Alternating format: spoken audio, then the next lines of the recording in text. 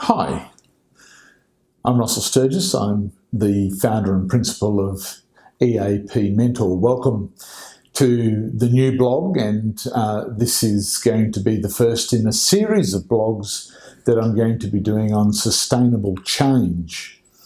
In the written blog, I talk about the fact that one of the most challenging aspects of anybody adopting change and processes of change management are around sustainability, and particularly when we're dealing with changes in values and changes in the things that we desire. We've all had experiences where we've become clear that we need to do things different in life, and for one reason or another, it's been difficult for us to be able to sustain the changes in behaviours, and I've talked about this before. Diet is a fairly significant one, where somebody's of the impression that they need to lose weight and they'll do a diet, but to sustain that and to have the impact of eating in that more nurturing and beneficial way, to keep that going becomes quite difficult. And so what I want to do is share with you over the next several weeks is some key elements to what makes change sustainable and how that's possible for change to be able to become something that's permanent. And the bottom line that I discuss in the actual blog itself is the idea that when change is something that's an expression of self-love, or is motivated from a place of love as opposed to a place of fear, then it has the capacity to be much more easily sustained. In other words, it becomes a choice because it's a loving choice, as opposed to a choice because it's being driven by fear of ongoing suffering or fear of failure, whatever the fears are that have us be motivated to have to use will and discipline in order to be able to bring about change. And really what's being displaced here is that will and discipline are being replaced by a self-loving expression. And just even in the words, there's a whole different feel in terms of what that's like. Of course, it goes without saying that there has to be a loving motive in the first place. So in other words, you would have to be in a place where you feel good about yourself and feel that you have enough worth and value that you want to act more lovingly. And so a very big part of what the Enhancers Awareness Program is all about is about bringing people to that place where they expand their awareness beyond their narrative of poor self-worth, in order to find a place where they really do recognise and buy into the whole notion that they have value and worth, and therefore want to, and in fact are quite actively pursuing making choices that are more serving. In the Enhancers Awareness Program, we have 3 core units that we take people through. The first one is called the Being Aware unit, and the whole emphasis of that unit is to have people take a really honest look at where they're at, particularly in terms of their current state of awareness, and of course, and then what that looks like in how it plays out in their life, why they're in that position, in other words, where they're at, and what a more joyful expression of life would look like, or what you would really like it to be if it wasn't in this place that's challenging, or that's presenting suffering, or that isn't as joyful as you'd like it to be. The second unit that we offer is what's called the Being Strategic unit. And this is about identifying strategies that would make it possible for you to make that shift from where you're at now to where it is that you'd really like to be. And we really narrow these down in terms of having you look at the 4 key states of consciousness, which is who you are physically, mentally, emotionally, and spiritually. And we have a really lovely template or tool that profiles awareness in each of those 4 areas. And we've got 15 statements in each of those, which are a really lovely cross-section or sort of continuum of how you express yourself physically, mentally, emotionally, and spiritually through 15 statements. And what we get you to do is to identify those ones that where you're not aware. There's going to be some where you are highly aware, and there's going to be some where you're not aware. And we get you to identify the ones that where you aren't aware, because they're the symptoms. They're the symptoms of your suffering, or they're the indicators of where life is turning out most challenging. And so we get you to choose one from each of those, one physical, mental, emotional, and spiritual, that you think would have the biggest impact in your life if you were to be much more aware of it.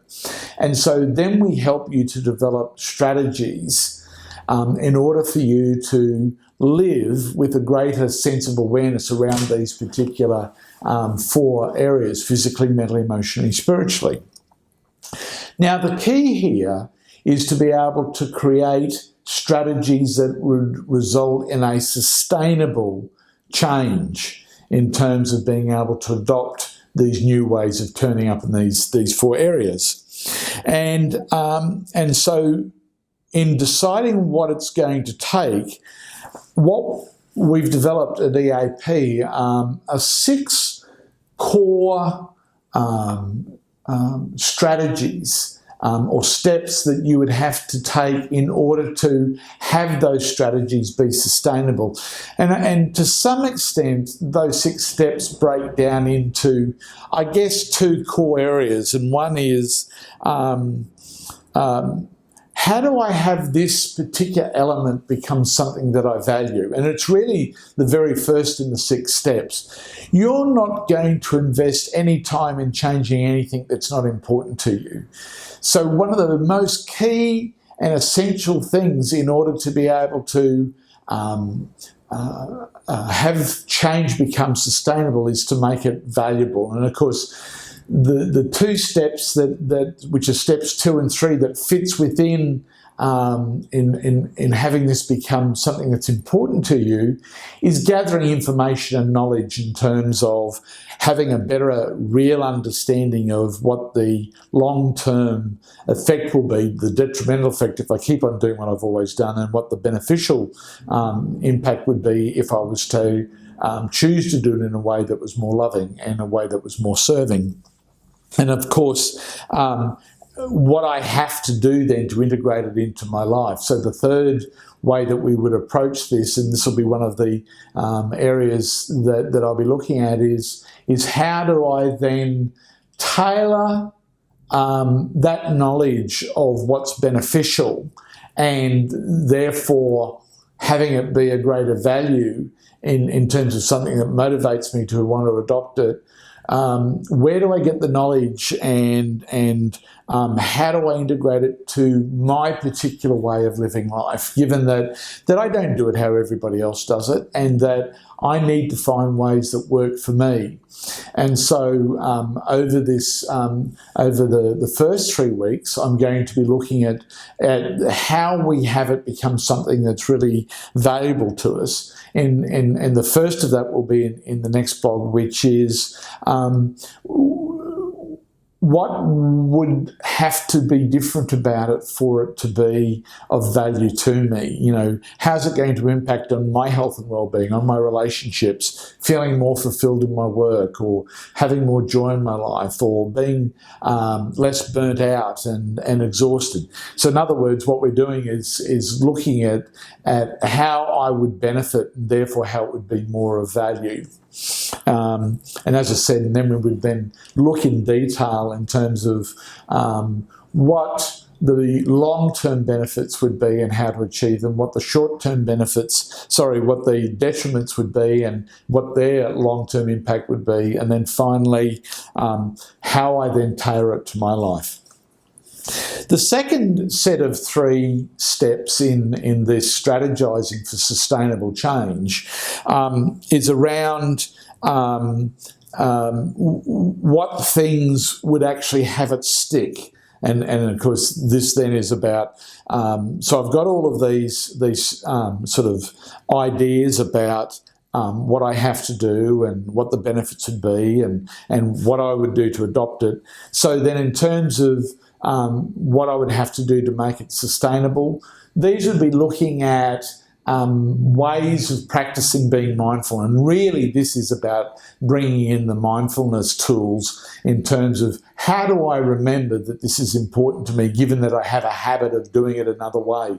So what do I have to do to change habits? And of course, on top of developing mindfulness strategies, we give 2 other suggestions which we look at in detail as supportive steps to sustainability, and that is positive reinforcement.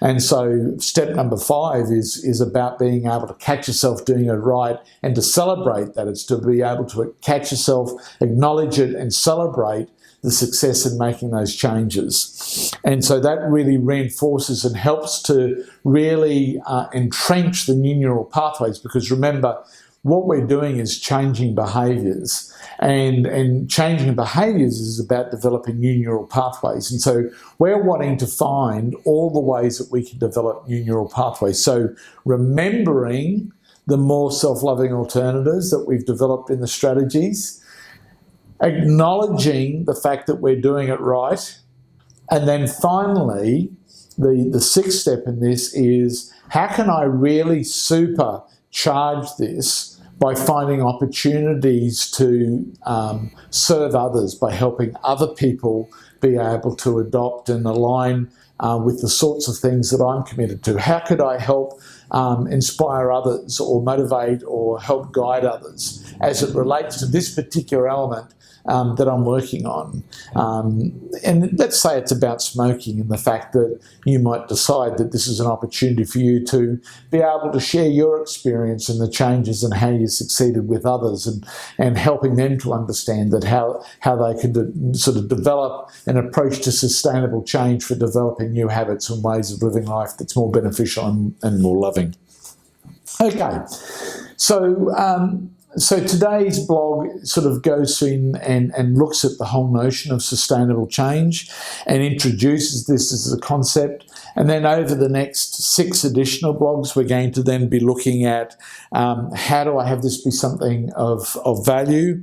The pros and cons will be the second in it, becoming much more aware of what's more loving and more serving and how it's not serving. And then in that 3-step part of the series is how do I adapt it into my life given my unique lifestyle. And then with the last 3, so this becomes step 4, we look at what it's going to take in terms of being mindful and making it sustainable. The 5th step is positive reinforcement, and we'll be talking about this in more detail in terms of how I catch myself doing right and celebrating it. And then finally, the 6th step is really developing a sense of devotion to being of service to others and reinforcing the neural pathways by sharing and teaching others about how to adopt the sorts of things that I've been able to experience for myself. Looking forward to sharing these tools with you, and once again, if you'd like to know more about the Enhances Awareness program and the wonderful different things that we have on offer through EAP, please go to eapmentor.com and go to the Enhances Awareness program on Facebook. We have some really wonderful stuff that's being put there up on our Facebook page on a daily basis. Wonderful tools to help remind you to be more aware and mindful, and with the ultimate desire that it's possible to live a life that has sustainable joy and peace, where there's loving relationships, where you're able to maintain a sense of your own worth and value, and to be able to have a life where you truly are making a difference in the world. Anyway, I'll speak to you then. Bye.